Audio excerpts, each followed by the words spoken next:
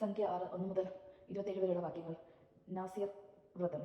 കർത്താവ് മോശയോട് അരുളി ചെയ്തു, ഇസ്രായേൽ ജനത്തോട് പറയുക, കർത്താവിന് സ്വയം സമർപ്പിക്കുന്നതിന് നാസിർ വ്രതമെടുക്കുന്നയാൾ സ്ത്രീയായാലും പുരുഷനായാലും എപ്രകാരം ചെയ്യണം. വീഞ്ഞും ശക്തിയുള്ള ലഹരി പാനീയങ്ങളും വർജിക്കണം. അവയിൽ നിന്നുണ്ടാക്കിയ വിനാഗിരി കുടിക്കരുത്. മുന്തിരിയിൽ നിന്നുണ്ടാക്കിയ ഏതെങ്കിലും പാനീയം കുടിക്കുകയോ പഴുത്തതോ ഉണങ്ങിയതോ ആയ മുന്തിരി തിന്നുകയോ അരുത്.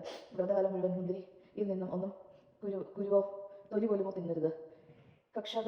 കത്തി വ്രതകാലത്ത് അവൻ്റെ തലയെ സ്പർശിക്കരുത്. കർത്താവിന് മുമ്പിൽ വ്രതം അനുഷ്ഠിക്കുന്ന കാലം അത്രയും വിശുദ്ധി പാലിക്കണം. മുടി വളർത്തണം. വ്രതകാലം തീരുവോളം ശവശരീരത്തെ സമീപിക്കരുത്. പിതാവോ മാതാവോ സഹോദരനോ സഹോദരിയോ മരിച്ചാൽ പോലും അവരെ സ്പർശിച്ച് അവൻ സ്വയം അശുദ്ധനാകരുത്. എന്തെന്നാൽ ദൈവത്തിന്റെ മുമ്പിലെടുത്ത വ്രതത്തിന്റെ ചിഹ്നം അവന്റെ ശിരസിലുണ്ട്. വ്രതകാലം മുഴുവൻ അവൻ കർത്താവിന് വിശുദ്ധനാണ്. ആരെങ്കിലും അവന്റെ അടുത്ത് വെച്ച് പെട്ടെന്ന് മരിച്ചതുകൊണ്ട് അവന്റെ വ്രതശുദ്ധമായ ശിരസ് അശുദ്ധമായാൽ ശുദ്ധീകരണ ദിനത്തിൽ അവൻ മുൻദണം ചെയ്യണം. 7-ാം ദിവസമാണ് അങ്ങനെ ചെയ്യേണ്ടത്. 8-ാം ദിവസം 2 ചാങ്ങലകളെയോ പ്രാവൻ കുഞ്ഞുങ്ങളെയോ പുരോഹിതന്റെ അടുത്ത് സമാധാന കൂടാതെ വാതിൽക്കൽ കൊണ്ടുവരണം. പുരോഹിതൻ അവയിലൊന്നിനെ പാപപരിഹാര ബലിയായി മറ്റേതിനെ ദഹനബലിയായി അർപ്പിച്ച് മൃതശരീരം മൂലമുണ്ടായ അശുദ്ധി പരിഹാരം ചെയ്യണം. അന്ന് തന്നെ അവൻ തന്റെ ശിരസ് വീണ്ടും പ്രതിഷ്ഠിക്കുകയും വേണം. വ്രതകാലം മുഴുവൻ തന്നെ കർത്താവിനെ പ്രതിഷ്ഠിക്കണം. അതോടൊപ്പം 1 വയസ്സുള്ള ചെമ്മരിയാടിനെയും പ്രായശ്ചിത്ത ബലിയായി അർപ്പിക്കണം. അശുദ്ധമായി പോയതുകൊണ്ട് മുൻ ദിവസങ്ങളിൽ അനുഷ്ഠിച്ച വ്രതമായിരിക്കും. നാസർ വ്രതം മുഴുമിച്ചവരെ സംബന്ധിക്കുന്ന നിയമമാണിത്.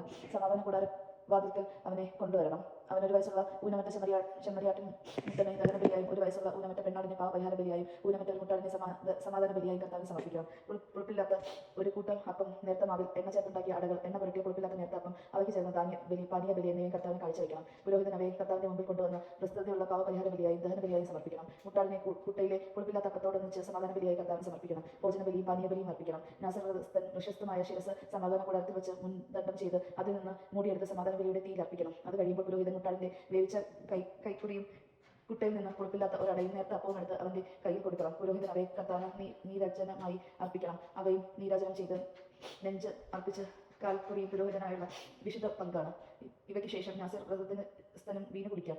ഇതാണ് നാസിർ വ്രതസ്ഥൻ അനുഷ്ഠിക്കേണ്ട നിയമം. തന്റെ കഴിവിനനുസരിച്ച് നിൽക്കുന്നതിന് പുറമെ നാസിർ വ്രതത്തിന്റെ നിയമപ്രകാരമുള്ള കാഴ്ചകളും കർത്താവിന് സമർപ്പിക്കണം. താൻ എടുക്കുന്ന നാസിർ വ്രതത്തിന്റെ നിയമങ്ങൾ അവൻ നിറവേറ്റണം. പുരോഹിതന്റെ ആശീർവാദം. കർത്താവ് മോശയോട് അരുളി ചെയ്തു, അഹരോനോടും പുത്രന്മാരോടും പറയുക, നിങ്ങൾ ഇങ്ങനെ പറഞ്ഞ ഇസ്രായേൽ ജനത്തെ അനുഗ്രഹിക്കണം. കർത്താവ് നിന്നെ അനുഗ്രഹിക്കുകയും പരിപാലിക്കുകയും ചെയ്യട്ടെ. അവിടെ നിന്ന് നിന്നിൽ പ്രസാദിക്കുകയും നിന്നോട് കരുണ കാണിക്കുകയും ചെയ്യട്ടെ. കർത്താവ് കരുണയോടെ കടാക്ഷിച്ച് നിനക്ക് സമാധാനം നൽകട്ടെ. ഇപ്രകാരം അവർ ഇസ്രായേൽ മക്കളുടെ മേൽ എന്റെ നാമം ഉറപ്പിക്കട്ടെ. അപ്പോൾ ഞാൻ അവരെ അനുഗ്രഹിക്കും. ദൈവജനമാണ് നാം കേട്ടത്. നമുക്ക് നേരത്തെ സ്തുതിക്കാം. ക്രിസ്ത്യാനിക്ക് സ്തുതി.